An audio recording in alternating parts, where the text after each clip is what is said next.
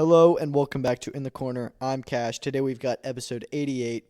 We're obviously still on the come down of a huge week in combat sports with Canelo versus Crawford taking place on Saturday, among lots of other stuff like Naoya Inoue. We're going to talk about him this episode. His next fight's already been announced, but I want to talk about something that just came up in the last 2 days or so that I personally am very disappointed about. So I may have mentioned it before, but I live in the Atlanta area, and we were supposed to have Jake Paul Tank Davis on November 14th. And because the Georgia Commission did not want to have that fight has now been relocated to Miami, Florida. Now, there's not really a whole lot that MVP and the organizers can do in this situation. They had not yet taken a vote. The commission was set to take a vote today, actually, and the event was changed yesterday. But this is after the lead commissioner, the chairman, went out and did an article with USA Today and had a lot of what I thought to be unprofessional words for somebody who's trying to put on an event. I don't think that commissioners should be talking about this is the dumbest shit, it's just, I don't know. It really left a bad taste in my mouth because I wanted to go to this fight really bad, and I felt so lucky that Atlanta was going to get a super fight when we don't really get a whole lot of fights here. We look at Miami and Florida in general has so many fights. So this just feels like, it's a little bit of a gut punch because I was really looking forward to it, and I'm kind of upset just because it's one thing if they say, look, we've carefully reviewed this, we voted on it, we don't like the weight discrepancy, we put the fighter's safety first, we cannot in good conscience allow this fight to happen under our sanction. That's one thing. But that wasn't the vibe I got from this guy. I got the vibe from this guy that he's kind of an old head and hates Jake Paul. He also said he doesn't think he's a real fighter in the article, which it's okay if you don't like him, but you need to put your bias aside when you're deciding to whether to host a fight or not. And they also had the balls in the article to say, we would love to still have the undercard, which obviously MVP is not going to host an undercard without a main event, for a city that's going to turn down their main event. So, I'm not surprised, but this is obviously before they officially announce it, before the voting can even take place. MVP withdrew their request for a permit to promote in the city of Atlanta, and it was announced that they're now going to be fighting in Miami, and tickets go on sale next week. So it really sucks. There's supposed to be a press conference in Atlanta today that I was going to go to, and this just really blows for people in the Atlanta area. Hopefully we get another big fight soon, but I think this kind of probably is going to cross off Jake Paul and MVP from coming back to Georgia with this experience. And I don't know. We did have UFC this year, which was great, but I don't know. I hope that we can get fairly compensated for this because, man, I was really looking forward to that. But after that update, we know that we're probably going to get more news next week. We have 2 press conferences, likely some undercard information. We need to know what the co-main event is. There is a report out that PBC is going to be handling the undercard largely. I'm sure it'll be a mix. I was a little bit surprised at that, but you do also have to realize that Tank is likely PBC's biggest star in boxing. And, if he wasn't fighting Jake Paul, he'd be fighting on a PBC card with a ton of PBC fighters in the undercard.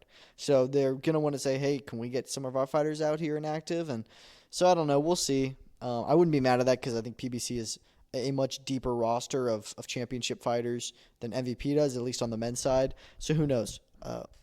Let's just see what that card looks like. But let's talk about another card that just came about and was announced today. Naoya Inoue versus Alan Picasso will take place December 27th in Riyadh, titled the Ring 5 Night of the Samurai. I'm a little bit confused with how they choose which cards are considered the Ring 3 or 4 or 5 because obviously you had Berlanga Shiraz in July. That was Ring 3, but then you have Moses Atalma, and that's not a ring card. Canelo Crawford's not a ring card. Eubank Ben is not a ring card, but then Benavidez Yard is a ring card, and this one's also a ring card. So I don't really understand what the difference is because it's not just all the fights in Saudi are ring cards or all the fights outside of Saudi are ring cards. It's really, really weird to me. But anyways, they're all stacked galore, so I'm not going to complain. But this card is really good. It's Japan versus the world, essentially. The main event, we knew it was happening. Inoue versus Picasso. Inoue's going to take care of this guy very easily. This is going to be his 4th fight of 2025, which is still nuts to think about. When you think about, all the other top guys on the pound for pound list, they fight twice max, usually just once a year. And here he is giving us 4 fights. I don't know if there's any other world champion that fights that many times a year. So you got to love the activity from him. Granted, they are not super hard fights. He had some trouble with Ramon Cardenas.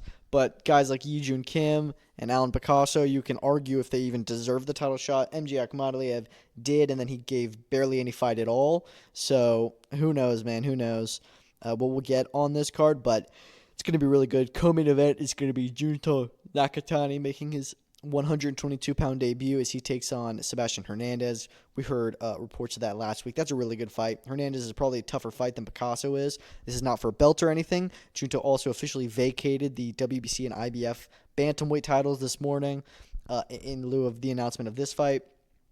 So yeah, man, I mean, that is a really, really good fight card. 2 main events there. Also on the card, you have Kenshiro Teraji moving up to the super flyweight division. Pretty quickly because he wasn't at flyweight very long. He just lost his titles to Ricardo Sandoval, of course. He's going to be challenging Willibaldo Garcia. Look, Willibaldo Garcia is considered one of the worst champions in the sport right now. No hate on the guy, but he's just not as highly, revered as a fighter as many others are. So this is definitely a way for Kenshiro Teraji to pick up that IBF super flyweight title. And listen, on the ring 5, we have this fight. On the ring 4, you have Bam Rodriguez, Puma Martinez. Now, Fernando Martinez is a very, very tough fight. But if Bam can get past him and Teraji gets past Garcia, we could see Bam Rodriguez versus Kenshiro Teraji next year for an undisputed super flyweight championship. That would be spectacular. I would love that. That is such a super fight, a legacy fight for Bam. And so I mean, like, Bam's putting together a really good resume where he's about to go through all 3 of the other champions at once. Regardless of if he can get past Puma, of course, but regardless of who wins between Kenshiro Teraji and Willibaldo Garcia, we all know which way that's going to go. He's going to go for undisputed and do it quite quickly. Pretty much go from 1 belt to all 4 belts by taking out each individual champion in a year, most likely. So, yeah, really, really like that. Also on the card, you're going to have Hayato Tsutsumi challenge Jazza Dickens for his WBA interim super featherweight championship. I do want to say it is likely that by the time this fight rolls around, and we know that Lamont Roach is supposed to be fighting Pitbull Cruz in December as well, that fight will have taken place by this time. It would likely be for the full WBA title, and Roach will be stripped of that belt because he's not going to come back down to 130 and fight for it. So this will likely be for the full championship in Dickens versus Tsutsumi. I think it's just Tsutsumi's 9th professional fight, so he's really getting elevated quite quickly, but he's a really good talent, and I'm very much down for that fight. And then you'll also have on the card Taiga Imanaga versus Armando Martinez. Imanaga just fought on this Inoue card this past weekend, and Armando Martinez is 16-0 with 15 knockouts, I want to say. So that should be a really good fight. And then you also have Reito Tsutsumi back on the card against Leobardo Quintana, who is 11-1. So I mean, you've got a lot of really good Japanese fighters, mostly against Mexican fighters, but with some really, really promising talent. Of course, you are going to have the complaint about you're taking all these Japanese fighters, probably the most loaded card with Japanese fighters ever, and you're putting in Saudi Arabia and not in Japan. So I get it, but they did the same thing with Latino Night last year with Golden Boy. It's whatever. It's not going to have a lot of ticket sales when you can make so many ticket sales in the Tokyo Dome, but we'll see. Next year, once we get Inoue Nakatani, because that is next after this card, that's when we can see them go to Japan and do something crazy. But moving on from there, let's talk about some other stuff. Canelo vs. Crawford did 41 million live viewers on Netflix. That is incredible numbers. Jake Paul, Mike Tyson did 108 million, which is a lot more, and just kind of lets you know where boxing's at. Even though Canelo Crawford was a super fight, everyone was talking about it. Jake Paul, Mike Tyson was a generational sports event. Even though, it's not a real fight, whatever, that was so crazy how big and massive of an event that was. And honestly, just to show the power of Jake Paul, but really the power of Mike Tyson. I'm very curious what the numbers look like for Jake Paul, Tank Davis in November. I think that probably does more than Canelo Crawford. But hey, you know what? It's been a good time for boxing because I love these fights going on Netflix and doing such great numbers. Speaking of that fight, Terrence Crawford and Ilia Topuria, this stupid debate keeps on going on. Terrence Crawford beats Ilia Topuria in a boxing match. Let's not talk about it. In an MMA fight, Ilia Topuria beats Terrence Crawford. There's no point in having these discussions. It's so stupid. I did think it was kind of funny how Terrence Crawford's getting asked. He's like, dude, I don't even know who this guy is. I've never seen him fight before.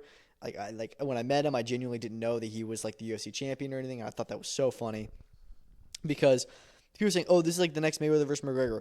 Not only is Crawford nowhere near as famous as Mayweather, but McGregor or Ilya is nowhere near as famous as McGregor. It's nothing like that. And I think that fans don't realize that Ilya Topuria is a huge star in the UFC, but I don't know if he's really broken outside of that yet. Not in a way that Conor McGregor did.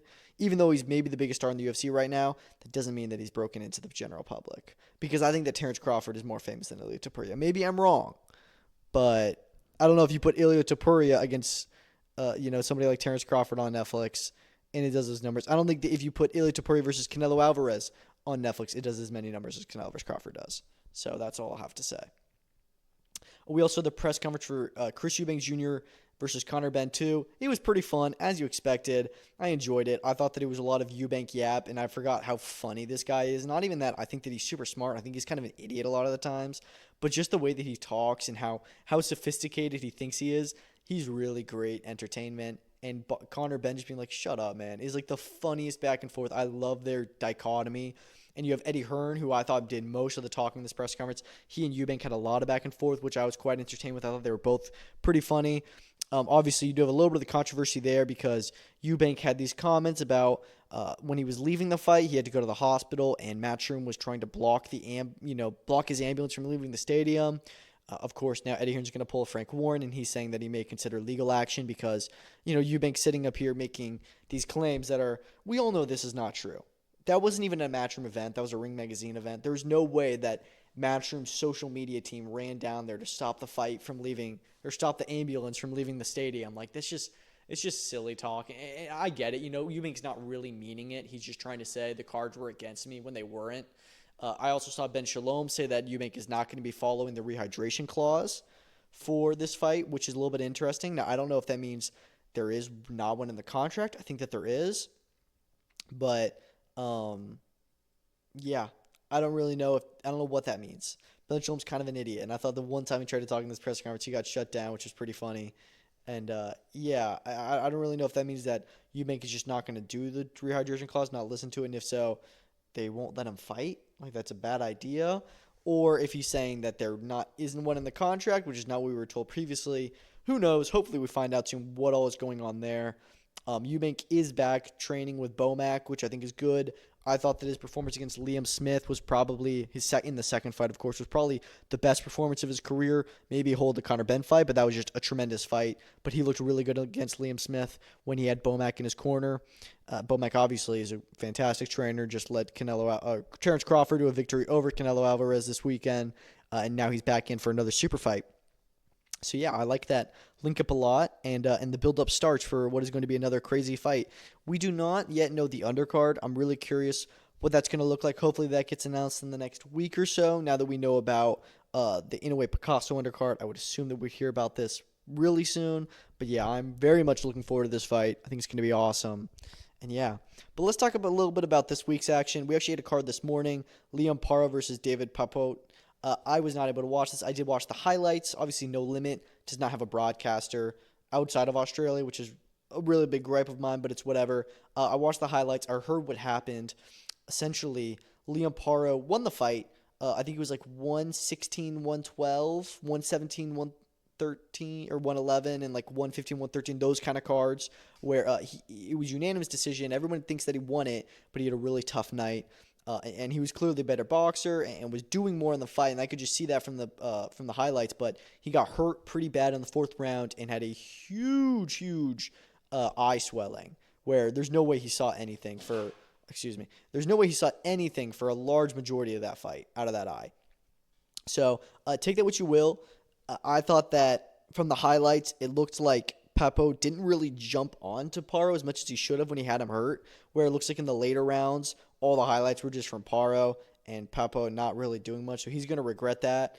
Liam Paro is in there with a guy who Papot has like 5 knockouts in his 30 wins. So not really great to see Liam Paro getting hurt by somebody with that little punching power, especially in a higher division.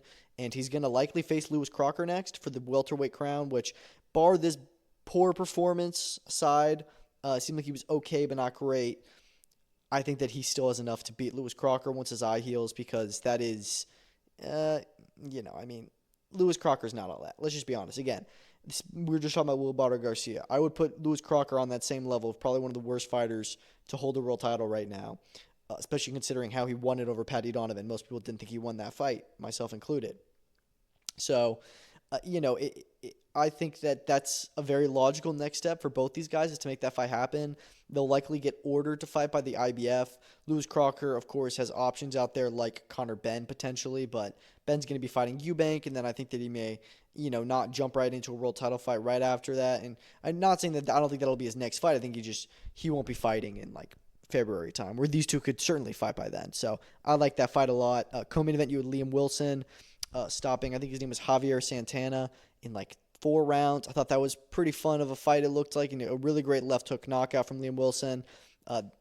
He calls out George Kambosos after, who is 2 divisions higher than him. If they can find a weight that works, I think that's a pretty fun fight. If not, they also called out Emmanuel Navarrete. I know that Wilson gave him a good fight a couple years back, so maybe you do run that one back, but I don't really have a huge appetite for it. We're just going to see what they do next with him, but he'll likely get a good fight next, just because this is the way boxing works. You also had a lot of talk on this event, I heard, and just seeing from online chatter, Nikita Tszyu potentially fighting Michael Zarafa next.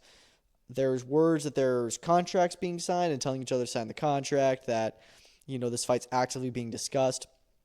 Zarafa has been linked to fighting Tim Tszyu for a while. I kind of think this fight could make more sense. Tim Tszyu is going to be out for a while after the Fundora loss, and this is a good one. I do think Zarafa's like a division higher than Nikita Tszyu, but Nikita Tszyu could come up. That's a really big fight for Australia. If they can do it there and put it in a big arena, I would love to see that. And yeah, hopefully it happens.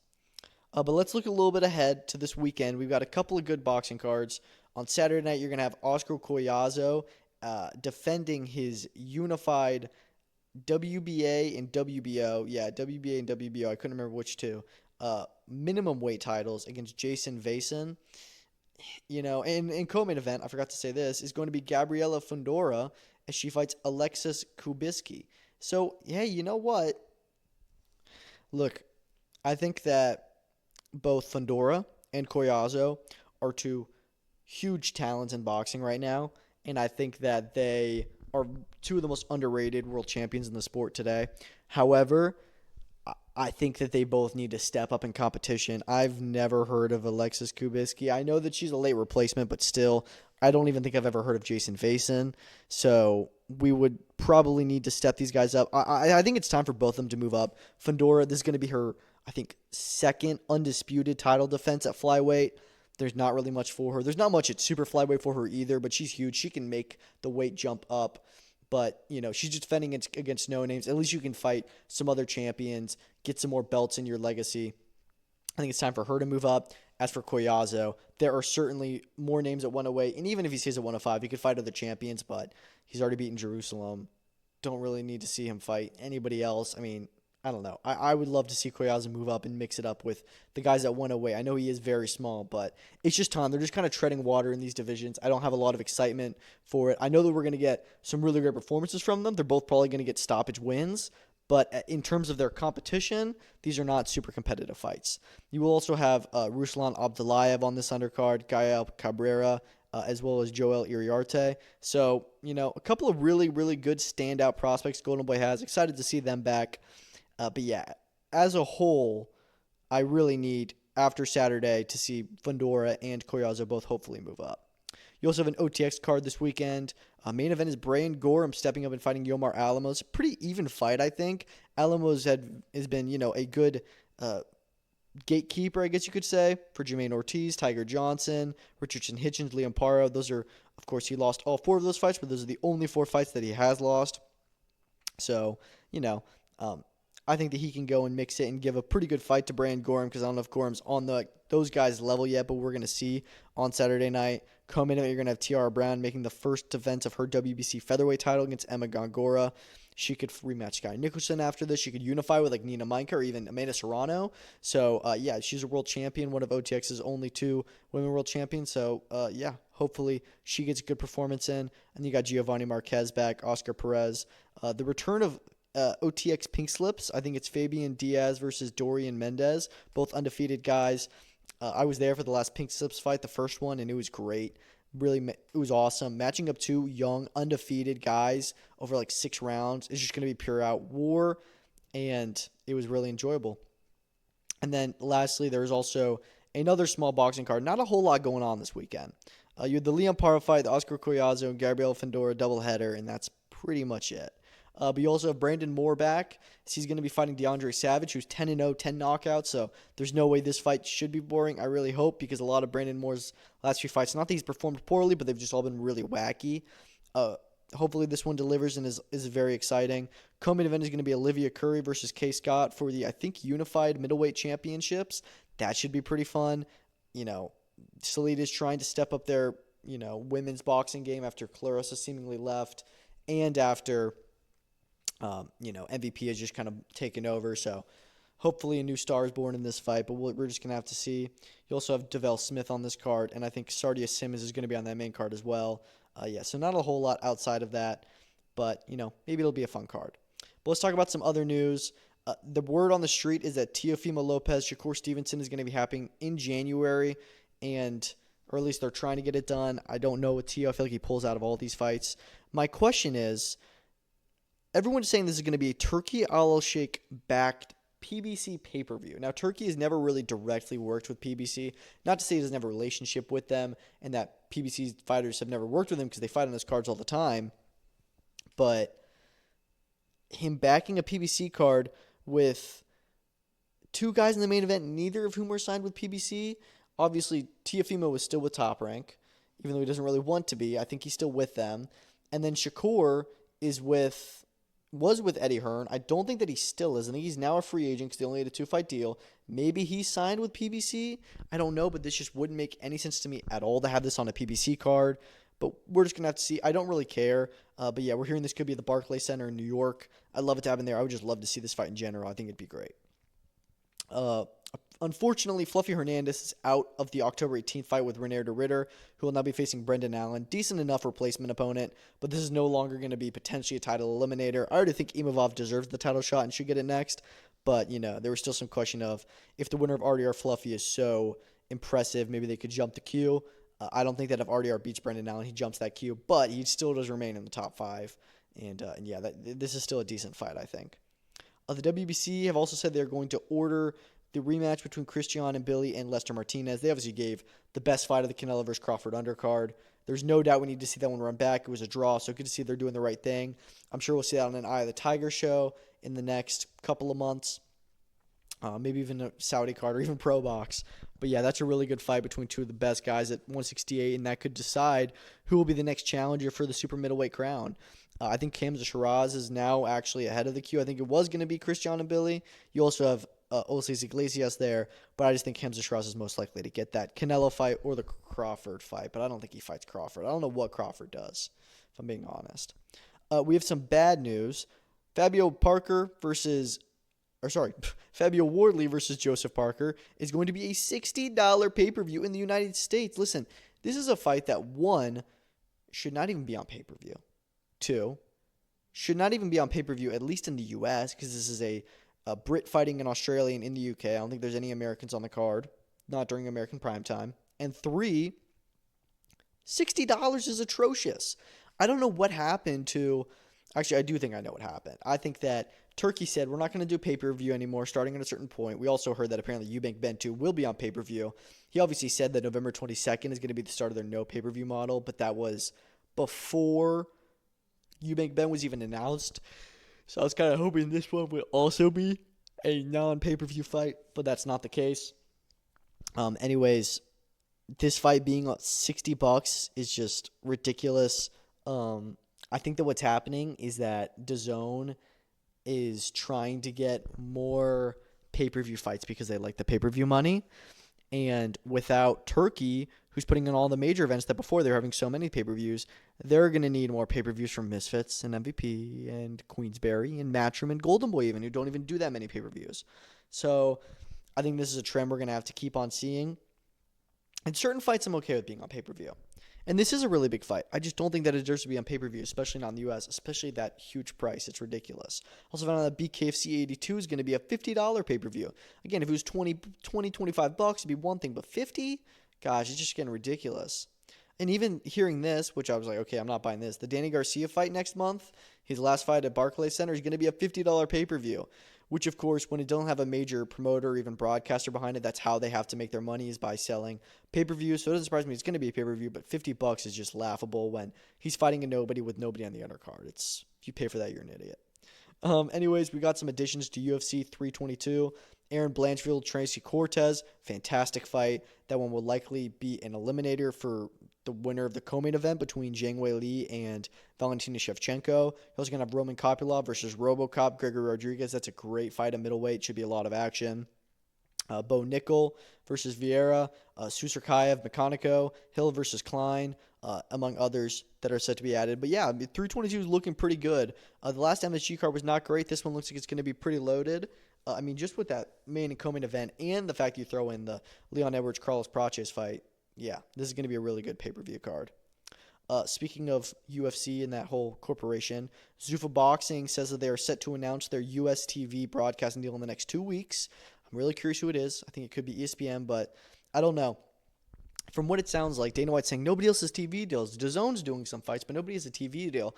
I think he means nobody has a deal on actual main television, not streaming. Obviously, everybody has a deal with DAZN, but he's talking about Top Rank doesn't have a deal with ESPN anymore. PBC isn't on, any main show, any TV show. Neither is Golden Boy, neither is Matchroom. He means nobody in the U.S. is on linear television. I think he's going to try and get a deal with them on ESPN. Maybe it's on CBS and Paramount as well. Who knows? But they're saying that it'll be 12 to 16 contender series type shows, so typical just Pro Box TV level fights maybe. And then 2 to 4 super fights a year, which is going to be your Canelo Crawfords on Netflix. So I really like this. I think that he's really, what these 2 to 4 super fights are going to be are Turkey choosing 2 of his fights and letting Dana White promote them like he did with Canelo Crawford. Dana White did nothing to do with the making of that fight. He was just there to sit on the top table and run the press conference and sit ringside and answer interviews. But that's what I think will happen there. It'll just be Turkey giving it to them. But Dana White says he really is going to be handling the contender series, and he'll be on top of that. And I really like that. I think it'll be a lot of fun. I think you can put together some good nights of boxing. And saying 12 to 16, that means we're going to be getting monthly, if not bi-monthly events from Zuffa Boxing and TKO. So this is great. I don't know if any other promotion is doing that many events. The only other one that does more than 12 to 16 shows a year is Matchroom, and that's across the U.S., the U.K., Mexico, Australia, Puerto Rico, Monaco, all these events in all these different countries, sure. But you're talking about U.S. specific. Golden Boy does maybe 12 shows a year. Top Rank on a good year can do up to that many. Golden Boy does less than that probably. And then PBC, it does 5 to 7. So, yeah, Zuffa Boxing saying they're going to do 12 to 16 in the U.S. and Matchroom only does maybe 8 U.S. shows a year. Yeah, this is going to be huge, a huge change to the sport, and I'm really, really curious. This is the most interesting story in boxing right now, at least promotionally, I believe. We've seen a huge announcement being teased by Janabek. Says a big announcement's coming in the next couple weeks. I hope it's the Carlos Adames fight. I hope they can get that one over the line because I would love to see it. He needs to unify or even just stay active because he's kind of in a Joao Patai situation where he's not unifying and he's not fighting actually good competition. He's just fighting these scrubs that they find for him, and I don't know. I would love to see him step it up and fight, some other really, really good names in the sport, or at least in this division. Nonito Donaire has also confirmed that he'll be back in December. Hearing it could be some good opponents like Maloney or Daigo Higa, who I don't know how Daigo Higa is still fighting. He just retired, but maybe he's not actually retired. So I don't know. Donaire somehow has a WBA interim title, which he shouldn't have fought for with his last fight. But hey, if he's going to defend it against another top 10 guy, sure, let's see it. Frank Martin has said he's going to be back on the October 25th card in Vegas. Now, I did see that Tony Harrison, which maybe I'm wrong, but was Isaac Lucero not meant to fight Tony Harrison? Am I crazy? Did I just read that wrong? But I swear that fight was announced, and now Tony Harrison is no longer fighting or is retired or something, but he's at least not fighting him, and Lucero's fighting someone else. So maybe Frank Martin is back, and we're going to see who he's fighting next. Maybe he's headlining the prelims, or they're going to bump him up to the pay-per-view, because I think he deserves to be on pay-per-view more than Lucero, but who knows. There's probably a comeback fight against somebody okay, in which case he'll likely end up on the prelims. The WBC are also set to order Chantel Cameron versus Sandy Ryan for the WBC 140 title. They named Katie Taylor champion recess, so Cameron has been upgraded to WBC Super Lightweight World Champion, or at least she will be. And Sandy Ryan, who is at welterweight, is going to move down to 140. Now, I'm not mad at this fight at all. I think it's actually a really, really well-matched fight that will certainly be exciting and entertaining, so I love it. I'm just a little bit interested that Sandy Ryan has decided not to fight Lauren Price and is instead going to go down a division. It's just really interesting to me. I wasn't expecting that move at all, but hey, I'm down for it, man. GBM has announced their next card on November 8th in Hull. It's going to be called The Heist. It'll be an 8-man super middleweight tournament with the winner getting 25,000 pounds. I love it. I love GBM doing more shows. I think they put on good events and some good fights, and I love the 8-man tournament in one night. Hopefully they're able to pull it off well, because these things are very hard to pull off, especially in one night, and we rarely see it go well in combat sports, but all luck to them, and yeah, good prize in there, so that should be a really fun card. Daniel Lappin is unfortunately out against Troy Jones on November 1st, but Liam Cameron, who was meant to be on the card anyways, has stepped in to replace him, and now it'll be Cameron versus Jones. I think that's a better fight. I really honestly do. I think that it's a better match. I think that Daniel Lappin, coming off of beating the British champion Louis Edmondson to going and fighting the loser of a recent English title fight in Troy Jones, just didn't make any sense why that fight should be happening. I was like, why is he going to move down the levels and fight Troy Jones? I'm like, he should be moving up, or even rematching Edmondson. So, yeah, that didn't make a whole lot of sense for me anyways, and I was hoping Liam Cameron wasn't just going to be in a bum fight, but him and Troy Jones is a real pick-em fight. I would maybe favor Cameron, but who knows if Cameron just had a great performance against Ben Whitaker the first time around, and we've really seen the best of him. But I think that's a really good fight, and I'm looking forward to it. OTX 17 has been announced for San Diego. It's going to be headlined by Johnny Mansour and Julius Bayo. They're both cousins and both very, very popular up in San Diego. Yeah, interesting they're going to be headlining their own event. I've no doubt they'll sell the tickets, but it's just really interesting they're going to be co-headlining when they're both fighting in like 6-rounders. So, I don't know, man. I don't know. It's interesting. Speaking of prospects, Top Rank has signed Scooter Davis, Derek Davis, a great prospect. I think he's like 8-0 AKOs. Just really interesting to me that anybody would sign with Top Rank when they don't have any TV deal. But, maybe they told him, hey, have faith, because they are still probably the best U.S. promotional company, or at least the most historic. I just remembered this. I forgot to put it in my notes, but speaking of Top Rank, the report or rumor is that Xander Zayas is going to be defending his WBO Super Welterweight World title against Giovanni Santillan early next year or late this year, probably early next year with their TV situation. And that is a very Top Rank title defense too. For your first fight, with the new belt, you're going to fight someone who, is just another Top Rank guy who doesn't really deserve the title shot, and you'll beat and look good against. I mean, Giovanni Santillan, I think, is very good, but I also think he's a welterweight, and I don't know how he deserves a title shot in the division above when 154 is so loaded, but it's a very top-ranked fight. And hey, I mean, they got Scooter Davis, which is cool, but hopefully they can just get a new deal soon so they can get guys like him active. And lastly, MVP have signed Nelvi Tiafak, who is a German Olympic bronze medalist. He's a heavyweight. Really good signing for them. They're signing a lot of really good Olympians, which, sure, they may not have a lot of men's world champions. In fact, I don't know if they have any, but they're getting a lot of really good young prospects coming through, and that is something they're good at, is the prospects. And, dude, they're putting together a really good roster, and I think they already are at the top table in boxing, but in a couple years' time, they could be, like, kings of the game. I really wouldn't be surprised. Like, they are... I really like the product that they're putting out, and they're making some great moves and signings. But that's all I've got for today's episode. Enjoy the weekends of fights. Not going to be so much going on this weekend, but it should still be some good boxing. Next weekend is going to have a lot of events. Again, nothing super catastrophic, but some good events. And the weekend after that, October 4th, you're going to have lots of good stuff with UFC 320, Ankalaev Pereira 2, Merab versus Corey Sandhagen, and much more that weekend as well. Mike Perry, the rematch between Usman Nurmagomedov and Paul Hughes. Nathaniel Collins is fighting as well in boxing. Really, really great weekend. Every weekend in the sport is awesome, and that's why I love it. So thank you all for listening. Have a good one, and peace out.